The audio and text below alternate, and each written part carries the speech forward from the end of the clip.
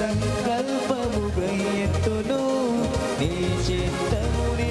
చేతులు స్వరాలిపే హల్లెలూయా గానాలతో హోసన్న గీతాలతో, హల్లెలూయా గానాలతో హోసన్న గీతాలతో నిన్ను ఆరాధించును గణపతును, నిన్ను కీర్తింతును, నిన్ను ఆరాధించును గణపతును, నిన్ను కీర్తింతును.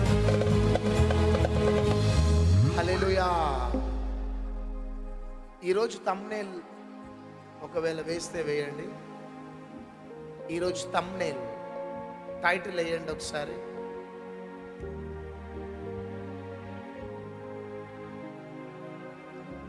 ఈరోజు ఈ వర్తమానం కాదు నా, ఈరోజు నా వర్తమానం ఏంటిదంటే ప్రభు సంస్కార ఆరాధన వివరణ.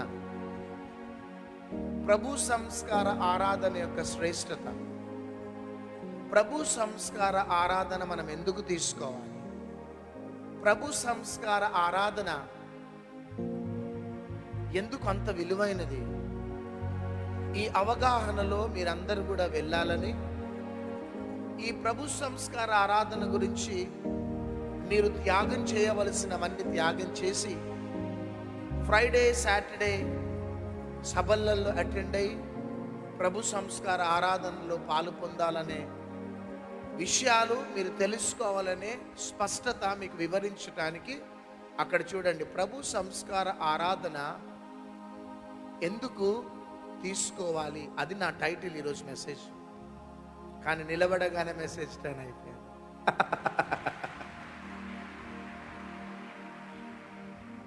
ఎందుకంటే ఇక నా జీవితం అయిపోయిందని ఇక్కడ కూర్చున్నాం, ఇక నాకు భవిష్యత్తు లేదని ఇక్కడ కూర్చున్నాం.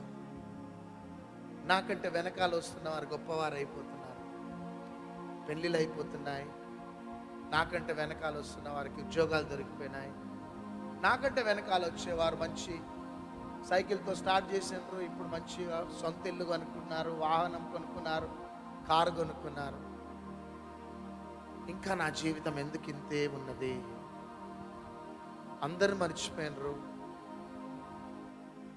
పేదరికం, దారిద్రత, వడ్డీలు కట్టుకోలేకపోతున్నా, ఇంకా దేవుడు కూడా విడిచిపెట్టినాడా అనే ఆలోచనతో ఇక్కడ ఉన్నావు, ఈ లైవ్ ప్రోగ్రాం చూస్తున్నా. అందరూ గర్భఫలము, పిల్లలతో కుటుంబాలు ఆనందిస్తూ సంతోషిస్తున్నాయి. ఏంటిది నా గుడ్డల జీవితం అని ఏడుస్తున్నావు, ఒంటరి జీవితం అని ఏడుస్తున్నావు. ఈరోజు నువ్వు ఇక్కడికి వస్తావని యేసయ్యకు తెలుసు. ఈరోజు ఎందుకో నువ్వు యూట్యూబ్లో ఆ ప్రోగ్రాం తిప్పుతూ ఈ ప్రోగ్రాం నువ్వు చూస్తావని ఆయనకు తెలుసు. నీ బంధకాలను తెంచడానికి సడన్గా నీ కోసమే, నీ ఒక్కదాని కోసం, ఒక్కని కోసం ఇక్కడ దైవజనుడి యొక్క వర్తమానాన్ని దేవుడు టర్న్ చేసినాడు. Just for your sake. భయపడకండి బిడ్డ.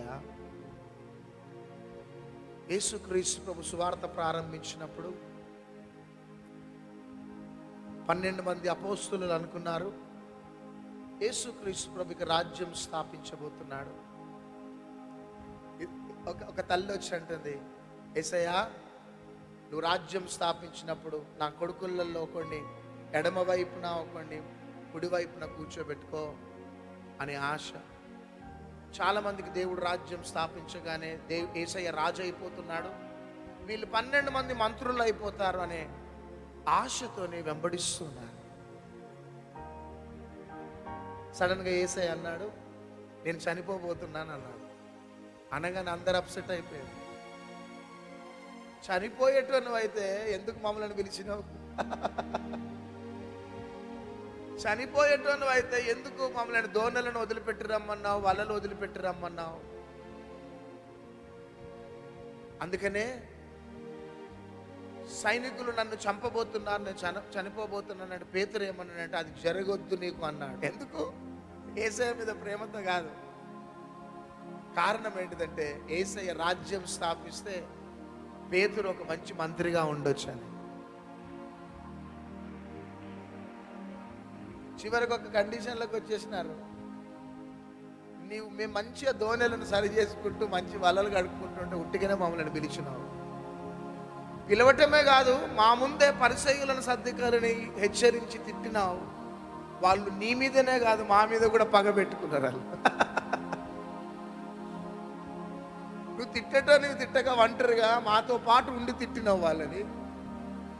వాళ్ళు నీ మీదనే కాదు మా మీద కూడా ఇప్పుడు పగ పెట్టుకున్నారు. ఇప్పుడు వదిలిపెట్టి వెళ్ళిపోతే నెక్స్ట్ ఎవరిని పడతారు వాళ్ళు?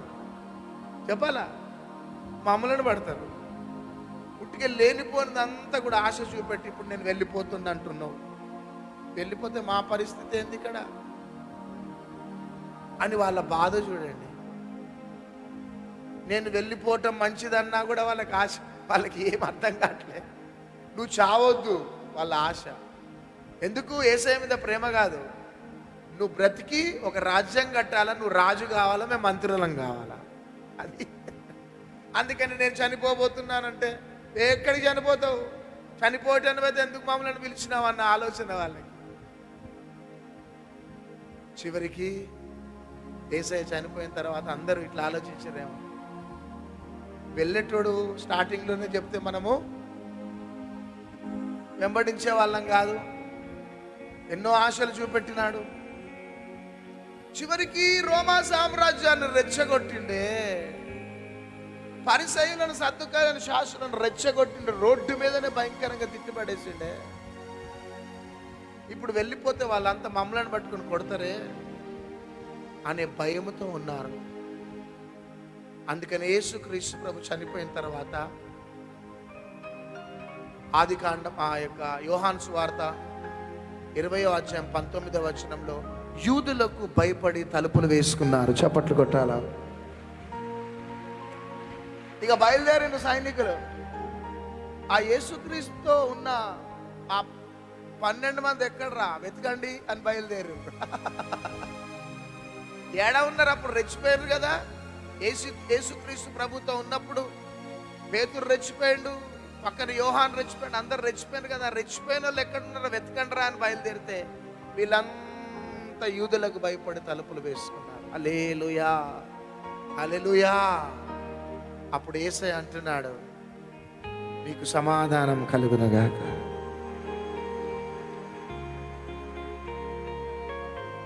మీ చాప్టర్ క్లోజ్ అయిపోయింది అనుకుంటున్నారా?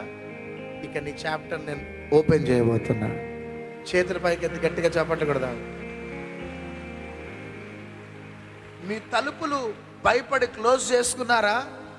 పెంతెకోస్తు దినం దాకా ఆగండి, అంతే. గట్టిగా చప్పట్లు కొట్టాలా? క్లోజ్ చేసుకున్న తలుపులు ఓపెన్ కాబోతున్నాయి. చేతులు పైకెత్తి గట్టిగా చప్పట్లు కొట్టండి. ఏం దేవుడు అండి! శత్రువుని తలుపులను క్లోజ్ చేస్తుంది, నా దేవుడిని తలుపులను తెరుస్తాడు. శత్రువు నీకు భవిష్యత్తు లేకుండా చేయాలనుకుంటాడు, దేవుడు నీకు భవిష్యత్తునిచ్చే దేవుడు. శత్రువు ఇక నీ చాప్టర్ క్లోజ్, నీ జీవితం ముగించబడ్డది అంటాడు. కానీ నా యేసయ్య అంటున్నాడు, ముగించబడలే, నేను ఓపెన్ చేస్తున్నాను అంటున్నాడు. ఈ మాట వినటానికే నువ్వు ఇక్కడికి వచ్చినావు. పక్కన వారితో చెప్పండి, ఈ మాట వినటానికే ఇక్కడికి వచ్చినావు. సెకండ్ తీసుకొని చెప్పండి. ఎంత మంచిగా చెప్తారు తెలుసా నాన్న? బ్రదర్, ఈ మాట వినటానికే బ్రదర్ ఇక్కడికి వచ్చినామని సెకండ్ తీసుకొని చెప్పండి. సిస్టర్స్ చెప్పండి, సిస్లు బ్రోలు చెప్పండి, కుడి చేయి పైకెత్తి చెప్పండి, ఈ మాట వినటానికే దేవుడు నన్ను ఇక్కడికి నడిపించినాడు. రెండు చేతుల పైకెత్తి చెప్పండి, ఈ మాట వినటానికే దేవుడు ఇక్కడికి నడిపించినాడు. హల్లెలూయా. తలుపులు క్లోజ్ అయినా బిడ్డ భయపడకండి, నేను క్లోజ్ చేసేస్తున్నా. మీ తలుపులు ఓపెన్ కాబోతున్నాయి.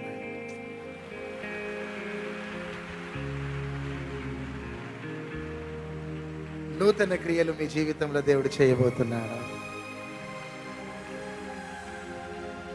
మీ అరణ్యంలో దేవుడు త్రోవలను కలుగ చేయబోతున్నాడు. మీ ఎడారిలో దేవుడు నీటి ఊటలను కలుగ చేయబోతున్నాడు. మిమ్మల్ని బావిలో నుంచి భవనానికి చేర్చబోతున్నాడు.